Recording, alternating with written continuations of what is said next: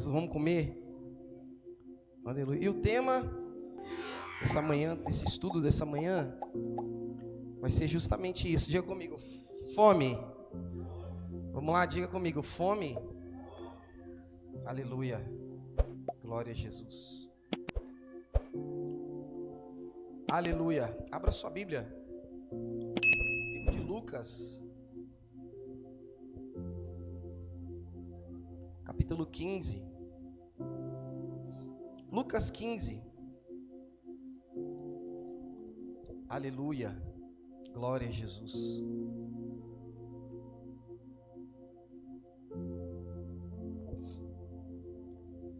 Amém. Vamos lá. Geralmente, tudo que nós passamos aqui para vocês tem algumas interpretações da palavra de Deus, né? Que cada um interpreta de uma forma meio que momentânea. Só que eu quero falar com vocês sempre, como somos um ministério profético, esses textos que vamos ler, nós vamos ler de uma forma profética. Amém? Então vai ser algo para você perpetuar na sua vida daqui para frente. Amém, amém? Garanto que nós vamos falar de coisas que vocês possivelmente nunca tenham ouvido falar dessa forma. Amém? Livro de Lucas 15, nós vamos ler a partir do verso 11. Eu só vou ler os títulos daqui que está na minha Bíblia, do 15, verso 1, 15, verso 8, e depois nós vamos fazer a leitura do 11, ok?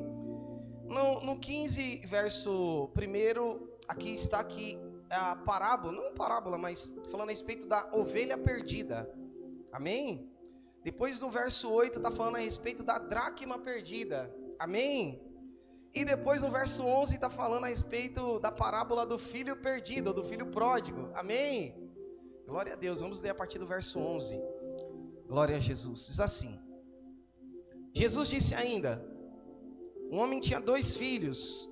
Certo dia, o mais moço disse ao pai: Pai, quero que o Senhor me dê agora a minha parte da herança.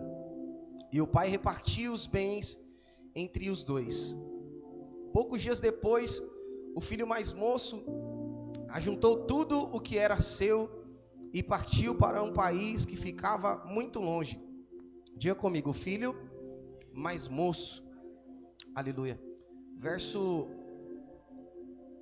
Vamos ler novamente verso 13. Verso 13. Poucos dias depois, o filho mais moço juntou tudo o que era seu, partiu para um país que ficava muito longe. Ali, viveu uma vida cheia de pecado e desperdiçou tudo o que tinha. O rapaz já havia gastado tudo, quando houve uma grande fome. Diga comigo, grande fome. Aleluia, naquele país, e ele começou a passar necessidade. Então procurou um dos moradores daquela terra e pediu ajuda a eles, e este mandou para a sua fazenda a fim de tratar dos porcos. Ali com fome, diga comigo, fome. Ele tinha vontade de comer o que os porcos comiam, mas ninguém dava nada. Caindo em si, ele pensou: quantos trabalhadores de meu pai têm comida de sobra? Diga comigo, caindo em si. Aleluia. E eu estou aqui morrendo de fome. Eu vou voltar para a casa do meu pai e dizer: Pai, pequei contra Deus e contra o Senhor, e não mereço mais ser chamado de seu filho. Me aceite como um dos seus trabalhadores ou empregados. Então saiu dali e voltou para a casa do pai. Quando o rapaz ainda estava de longe de casa, o pai o avistou e, com muita pena do filho, correu, o abraçou e o beijou e disse: Pai, e o filho disse: Pai, pequei contra Deus e contra o Senhor, e não mereço ser chamado seu filho. Pode se assentar. Aleluia. Glória a Jesus. Aleluia. Abaixa um pouquinho o fundo na live, tá, Cauê, por favor? Aleluia. Amém. Vamos lá. Vamos falar de fome. Diga comigo, fome profética.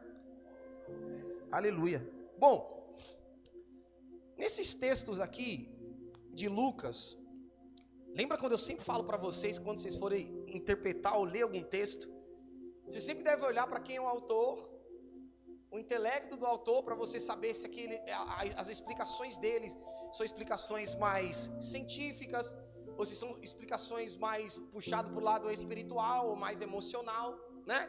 Um exemplo, nós vemos que se nós lemos a Pedro, após a sua conversão, nós vemos que nós não estamos vendo o mesmo Pedro de quando estava com Jesus. Amém ou amém? Um Pedro que estava com Jesus era um Pedro que estava todo o tempo querendo pegar a espada, pegar todo mundo no soco, no murro. Era um Pedro muito emocional, que falava coisas da boca para fora, assim como ele diz: Jesus, eu vou morrer com você, né? Quando nós vamos lá para a carta de Pedro, depois nós vemos que tem um Pedro ali muito centrado.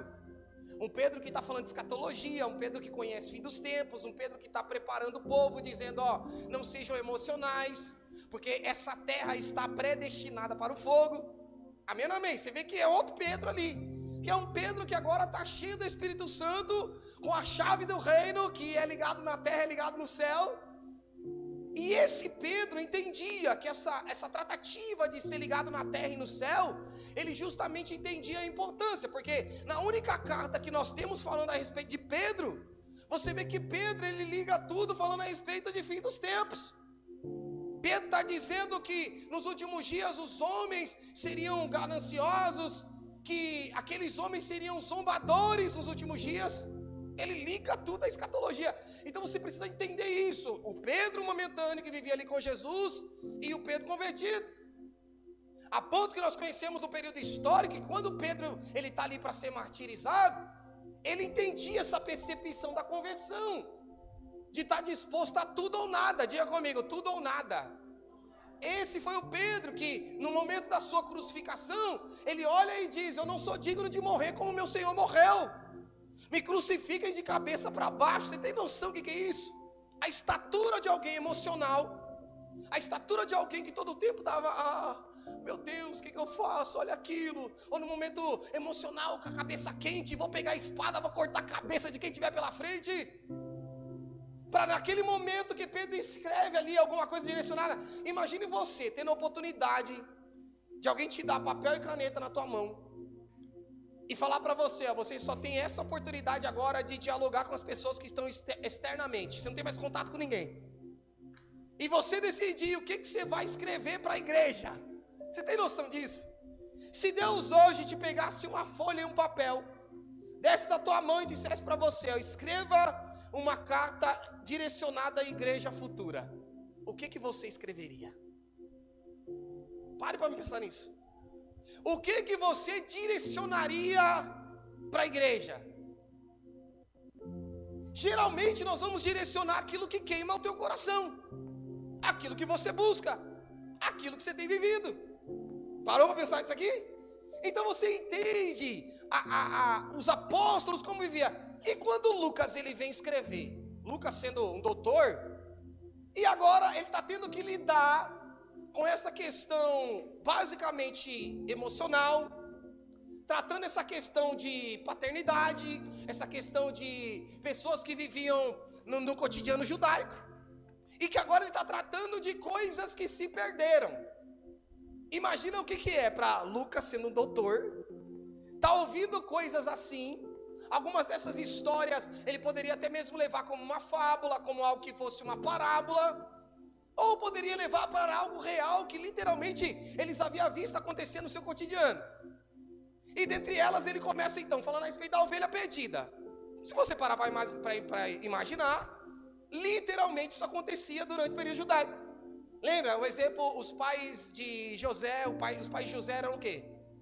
Os anteriores, os pais de Judá, considerados como patriarcas, eles eram o quê? Profissão? Eram pastores, amém, amém. Depois Jesus é chamado de pastor, amém, amém. Ou seja, isso daqui que Lucas está dizendo, eram coisas do cotidiano daquilo que eles viviam. Um pastor que cuidava de ovelhas, e dentro dessas ovelhas que estavam dentro do rebanho, a ovelha que estava ali participando do rebanho, e algumas delas às vezes dispersava, ficava presa no arbusto, aconteceu alguma coisa e aí, ou ela andava por alguns locais enquanto o pasto estava indo por um lado, ela se distraía porque havia um pasto um pouquinho mais verde do outro, ela falou: deixa eu comer ali daquele lado, e se dispersava. E quando se deparava agora Porque tecnicamente tem isso daqui. O pastor, ele controlava, justamente guiava as ovelhas através da voz.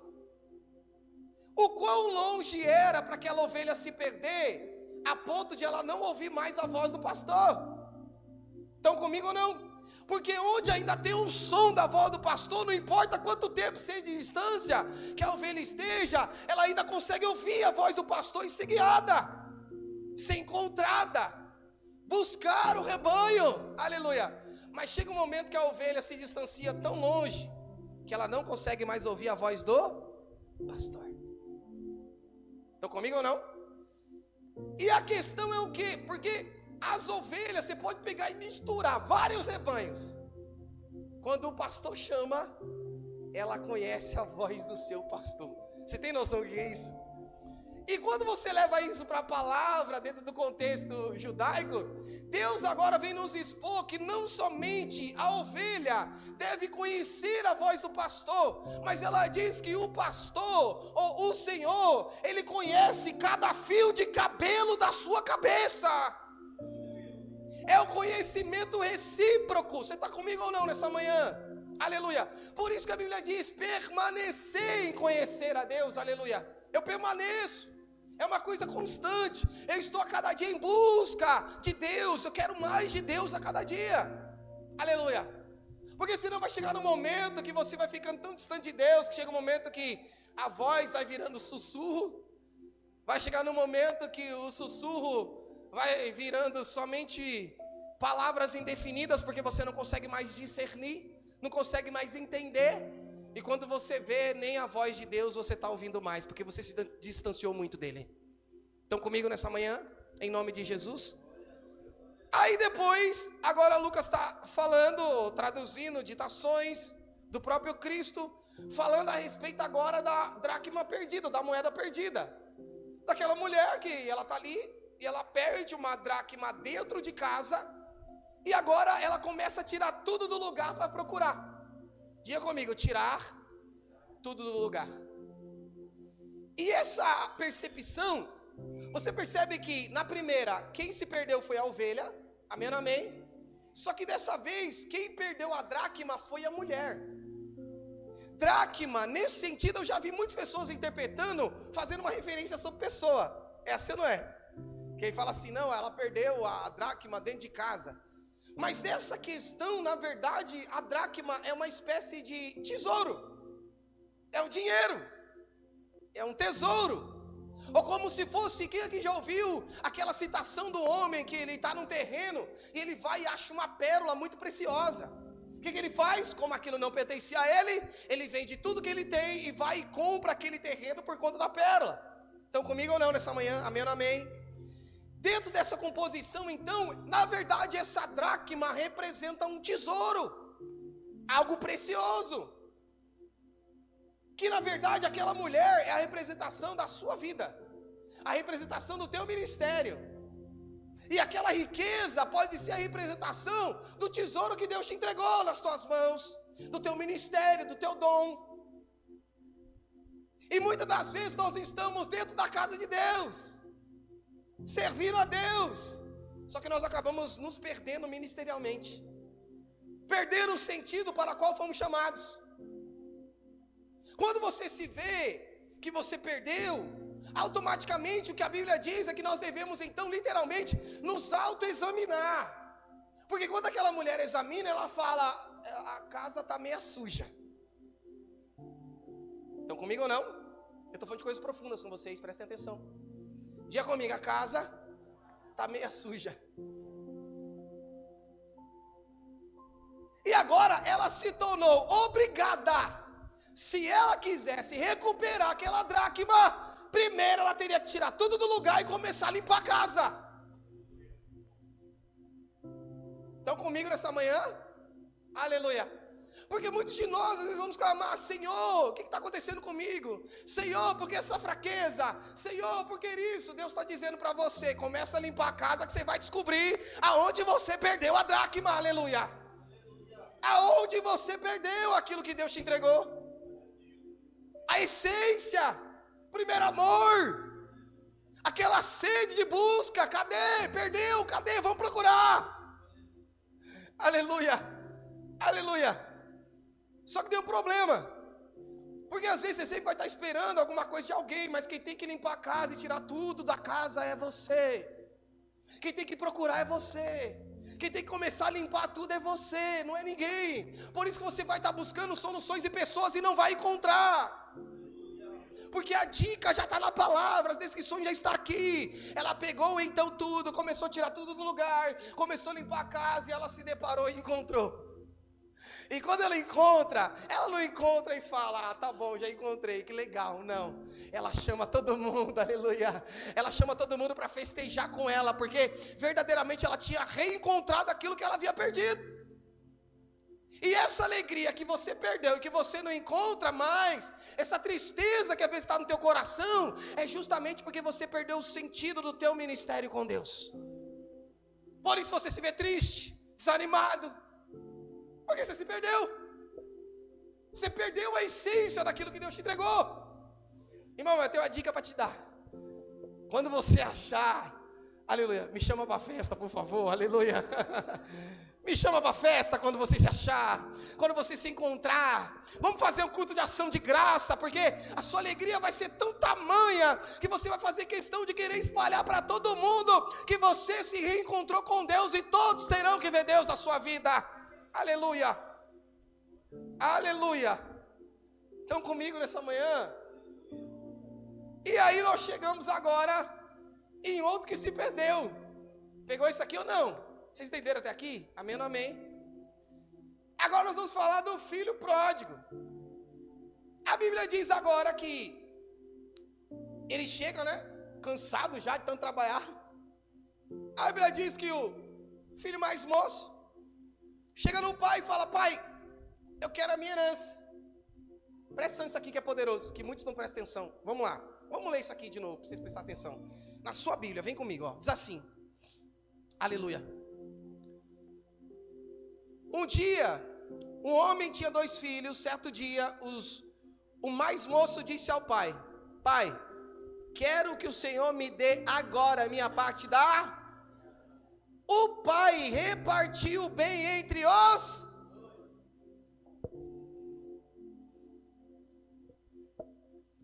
O pai pegou e repartiu e deu só a herança do filho mais novo. Ele repartiu entre os... Só que o filho mais velho entendia a essência, que melhor ela estar na presença do pai do que qualquer coisa que ele poderia receber como herança. Aleluia. Ele entendia isso. Por isso mesmo o pai tendo dividido, ele poderia fazer o mesmo, falar, pai, eu quero também, porque eu também quero curtir. Ele não se importou com isso. Porque se você não entender que o melhor que você pode ter é estar na presença de Deus, é estar na presença do Pai, não importa o que você receba, você vai estar sujeito a todo tempo a ser comprado de alguma forma, ou por alguém, ou por amizade, ou por trabalho, ou por uma proposta grandiosa. Quando você não entende que o mais importante é justamente estar na presença dEle. O mais moço, iludido, a Bíblia diz que ele pega a sua parte e vai curtir. Gasta tudo que tinha. Aí a Bíblia diz que teve uma grande fome. Diga comigo, fome. Aleluia. Naquele momento tinha uma grande fome. Agora ele se viu sujeito a voltar num status pior do que ele estava antes quando estava na casa do pai. Ele teve que se analisar e teve que notar, eu preciso agora trabalhar. Que era algo que ele estava agora dizendo, cansado de trabalhar, ele dizia, não quero mais trabalhar e só quero curtir. Só que a herança, entenda uma coisa, diga comigo, a herança, longe da presença do pai, ela não é eterna. Herança, longe da presença de Deus, uma hora acaba. Que é isso que aconteceu com ele. Entenda uma coisa, enquanto o filho mais velho estava ali, porque tecnicamente você só recebe uma herança depois que o pai morreu. Amém ou amém? Herdeiro só recebe a herança depois que o pai morre. E aqui está o grande problema do atropelo de tudo. Hoje virou tudo uma salada, irmão. o mundo virou uma salada. Porque a gente transgride os mandamentos de Deus e a palavra de Deus. Um passando por cima do outro. Aí tem pessoas que não podem receber um pouquinho assim, que já vai se achar o máximo da terra. Você dá um pouquinho, daqui a pouco está querendo ensinar o pastor a como pastorear. É assim ou não é? E aí as pessoas não percebem o quanto elas se afundam por transgredir os mandamentos de Deus. Pessoas rebeldes, que não entendem que Deus tem mais prazer na obediência do que no sacrifício. Enquanto você não aprender a obedecer, irmãos, entenda uma coisa: Deus não pode agir muito na tua vida, não pode. Porque Ele só agiu na vida até mesmo do filho, porque o filho foi obediente em tudo, porque senão nem isso Deus poderia fazer. Porque Deus não passa por cima da tua palavra. Mas hoje o mundo te ensina, comichões dos ouvidos, pessoas falando que você quer ouvir, e daqui a pouco você se distancia tanto que nem a voz de Deus mais está ouvindo, nem a voz do pastor, a voz do teu líder, você não está ouvindo mais ninguém, somente o teu coração enganoso. E ainda diz que é a voz de Deus. Fruto da desobediência, fruto do coração enganoso. E quando tem que dar uma resposta para alguém, porque você deve respostas, porque é a sua obrigação. E aí, como você não tem resposta, você associa tudo a Deus me falou, Deus me revelou. Engraçado, né? Deus virou uma salada, a igreja agora. O reino de Deus virou uma bagunça, em que Deus pega, ausenta o pastor e vai falar com a ovelhinha: ó, larga o pastor porque eu tenho algo melhor para você. Que Deus é este que vocês têm ouvido, pelo amor de Deus. Que Deus é esse que diz para você: pega a tua herança e vai. Na minha Bíblia isso não está escrito, irmãos. Sinceramente não. Estão comigo nessa manhã? Aí a salada já estava feita, porque Deus não trabalha em bagunça. Amém, amém. Pegou a herança antes do tempo, saiu antes do tempo. Deus sabia que havia fome ou não sabia? Deus sabia que havia fome ou não sabia? Ele poderia ter avisado ou não poderia? Mas ele pegou e falou assim: quer ir? Vai. Irmão, eu conto só, entenda uma coisa. Eu conto só um pouquinho assim para vocês do que eu sei e do que eu vejo. E muitos não suportam. Imagine se eu contasse tudo que eu vejo, tudo que eu sei para você. Você ficava louco. Jesus não fala: se eu vos conto das coisas da terra, você não acredita? Imagina se eu vos contar do céu. Não tem como. Coisas espirituais, não tem como, porque são imaturos na fé. Naquele momento a Bíblia diz que veio uma grande fome. E aí quando ele se viu: agora eu vou ter que trabalhar. Ah, mas deve ter trabalho melhor do que o trabalho que eu fazia para meu pai. Lá era cansativo. Deve ter trabalho melhor. Buscou serviço. Aí ele conseguiu um trabalho numa multinacional. Multinacional suína. Ai, Jesus, me ajuda, Pai. Entenda uma coisa. Sabe qual é o problema de, às vezes, você ser crente? É que você acaba se comportando como se você ainda fosse do mundo, como se você adquiria as mesmas coisas que lá. E dentro da casa de Deus e do reino dele, há alguns protocolos que no mundo não tem.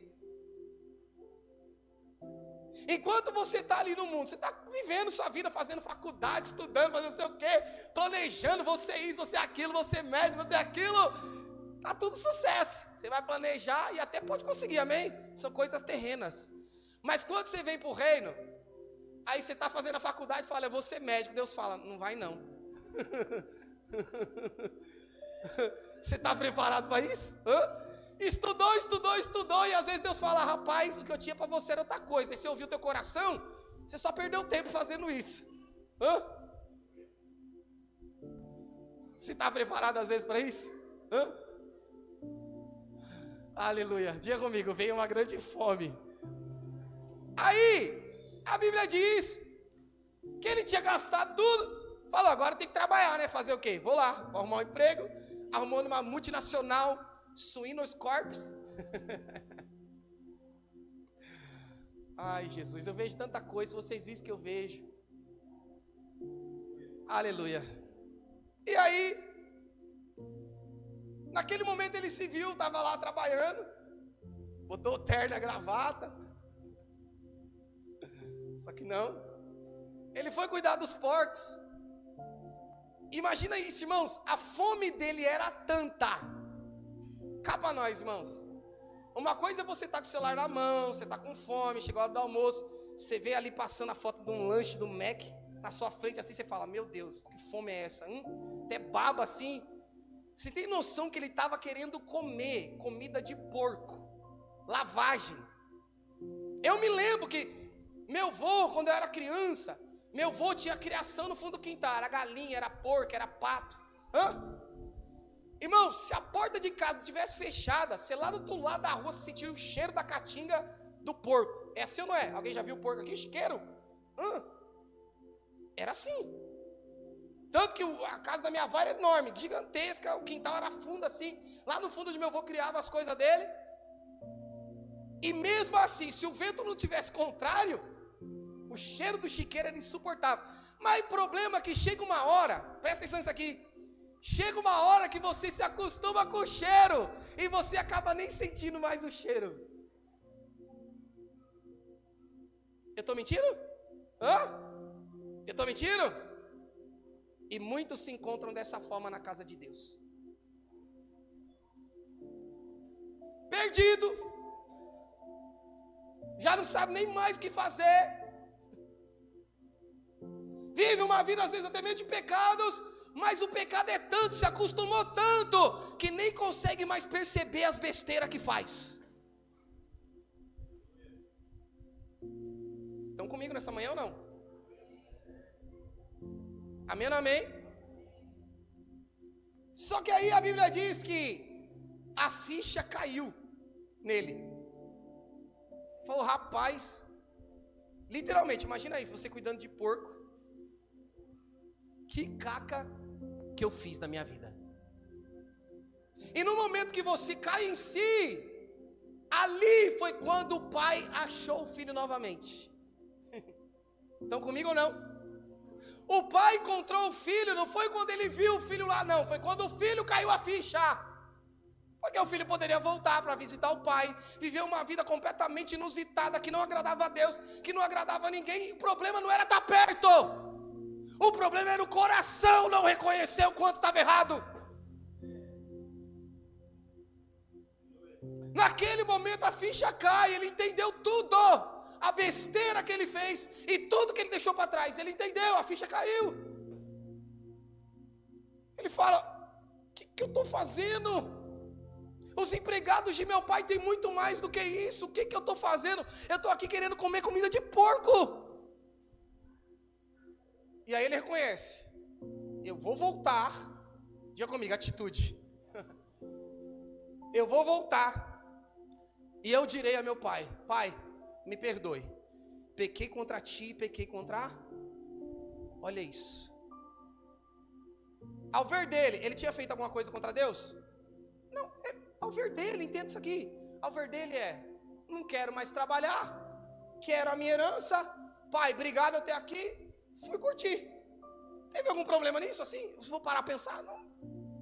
Na percepção dele não. Na percepção dele ele estava fazendo o que era certo. Na percepção dele ele estava com razão.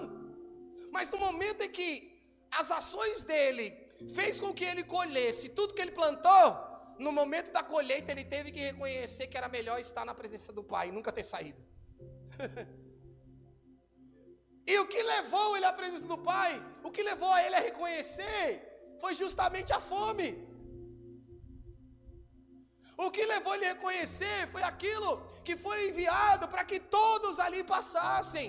Só que o problema não era justamente a fome, o problema era não estar perto do pai. Porque se estivesse perto do pai, tinha comida no momento da escassez. Se estivesse perto do pai, tinha cuidado no momento da escassez. Tinha abrigo no momento da escassez. Aleluia. Aleluia. E aí, quando ele chega e o pai vê ele de longe, pai, sai correndo para para encontrar ele. Na verdade, já tinha encontrado lá quando ele reconheceu. O pai abraça ele, manda trocar roupa, porque estava suja, manda pôr um anel nele, manda fazer uma festa para saciar a fome que ele estava. Aleluia, aleluia, aleluia. Vocês estão comigo ou não? Estão comigo ou não? Diga comigo, fome. E você precisa entender isso aqui de uma forma profética. O filho estava perdido, por isso foi necessário enviar fome para encontrar o filho. Amém ou não amém? Profeticamente, presta atenção nisso aqui que é poderoso. Abra sua Bíblia no livro de Amós, capítulo 8. Amós, capítulo 8, verso 11. Presta atenção nisso aqui. Aleluia. Vocês estão preparados para isso? Aleluia. Amós, capítulo 8, verso 11, diz assim: Eis que vem dias, diz o Senhor Deus, em que enviarei fome sobre a terra, não de pão, nem de sede de água, mas de ouvir a palavra do Senhor. Aleluia. Estão comigo nessa manhã? Aleluia. Eu não sei se você está entendendo essa palavra, irmãos. Entenda uma coisa: quem se lembra o que aconteceu com José, quando veio a revelação para o faraó de que viria uma grande fome? A fome foi o motivo de fazer o José ter um encontro com o pai. Aleluia. Onde todos os irmãos, todos aqueles que haviam até mesmo feito mal, todos aqueles que precisavam se converter, eles tiveram um reencontro com o pai. Aleluia, aleluia. Todos os irmãos reunidos novamente com Jacó, porque a fome tem esse poder de atrair as pessoas novamente para a presença do pai. Aleluia, aleluia. E nós vamos viver um período histórico sobre a terra, irmãos, de fome não somente de pão, de água, não, mas de fome da palavra, em que você precisa estar preparado, porque muitos filhos pródigos retornarão para a presença de Deus, porque terão fome, porque Deus vai enviar fome para esses corações famintos. Aleluia. Onde tem fome, tem volta de filho para casa, irmão. Você entende isso? Pelo amor de Deus. Aleluia. Por isso que Deus quer te preparar profeticamente, para que você compreenda. Porque se você sair na presença do Pai, você só vai ser mais um que vai ter que retornar, porque vai sentir fome. Mas não é isso que Ele quer. Ele quer que você se comporte, muitas das vezes, como aquele irmão mais velho que ficou, que pode não entender o porquê o irmão mais novo partiu, mas no momento certo você vai ter que aprender a perdoar, você vai ter que ter um coração amoroso, você vai ter que cuidar, vai ter que zelar por todos aqueles que partiram, porque Deus tem mostrado, Ele vai enviar fome à terra, e muitos vão voltar. Muitos filhos pródigos retornarão. Aleluia, aleluia. Vocês estão comigo nessa manhã? Aleluia. Onde tem fome, tem volta de filho pródigo, porque eles terão que reconhecer o quanto se perderam. Mas será que reconhecerão? Em algum momento, tem alguém aqui que em algum momento você precisou voltar porque você havia se perdido? Levanta sua mão para eu te conhecer. O que te fez voltar? Você parou pensar nisso? A sua vida não estava boa longe de Deus? Não estava maravilhosa? O que te fez voltar para a presença dEle? O que te fez ser um filho pródigo? O que te fez cair a ficha e falar: rapaz, preciso voltar? Foi a fome que o Espírito Santo gerou no teu coração.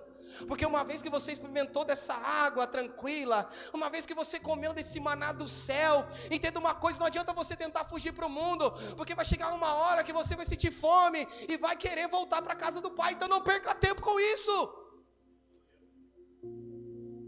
Estar distante do Pai é somente perder tempo. Enquanto Deus quer que você seja aquele que esteja somente de braço aberto. Faz assim comigo, faz assim com o braço aberto assim. Se coloca de pé aí por um instante, em nome de Jesus. Aleluia. Faz assim, olha para o teu irmão que está ao teu lado aí, olha aí, homem com homem, mulher com mulher, olha aí. Assim. Dá um abraço bem forte nessa pessoa aí, dá um abraço.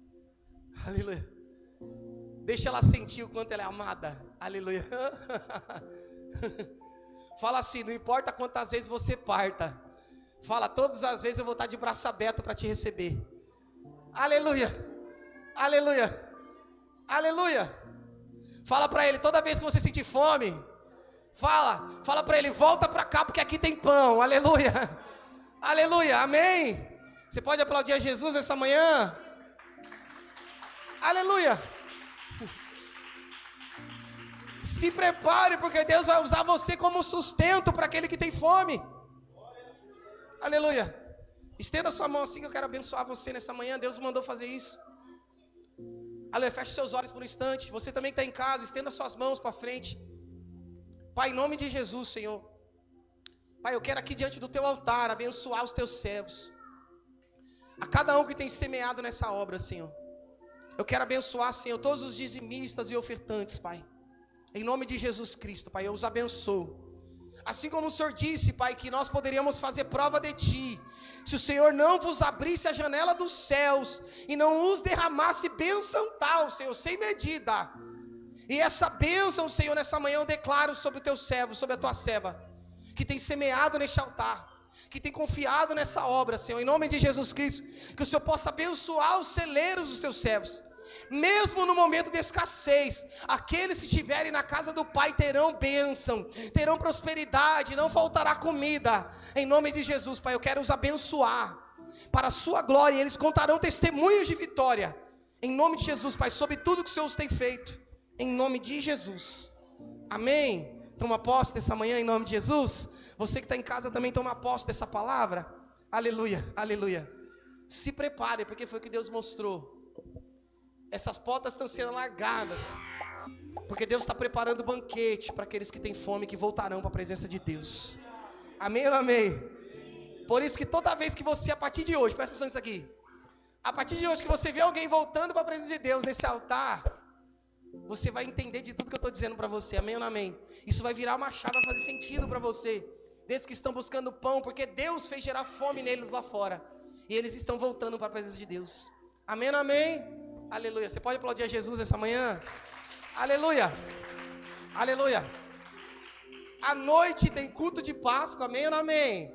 Na direção das crianças, amém? Da Life Kids, da equipe que Deus tem levantado, em nome de Jesus. Então venha, traga mais um. Você que é mamãe, você que é papai, você que é pai, traga os seus filhos, amém? Para a igreja, que hoje vai ser o culto das crianças, para eles trabalharem na presença de Deus, amém? Ensine o seu filho no caminho que ele deve andar, quando ele crescer, não se desviará dele, amém ou não amém? Aleluia. Então, à noite esperamos vocês aqui. Estenda as mãos assim. Que o grande amor de Deus, a graça do Senhor Jesus Cristo, as 12 consolações do Espírito Santo, seja com toda a amada igreja, que todos digam amém. Senhor Jesus, o Espírito e a noiva dizem: vem. Aquele que ouça, diga: vem. Maranata. Ora vem, Senhor Jesus. O nosso objetivo é eu e você no céu. E não seja uma. Foque na promessa, não no. Deus abençoe a todos em nome de Jesus. Aplauda Jesus, fiquem com Deus. Você que esteve em casa conosco, Deus abençoe em nome de Jesus. Maranata. Fui, fiquem com Deus em nome de Jesus.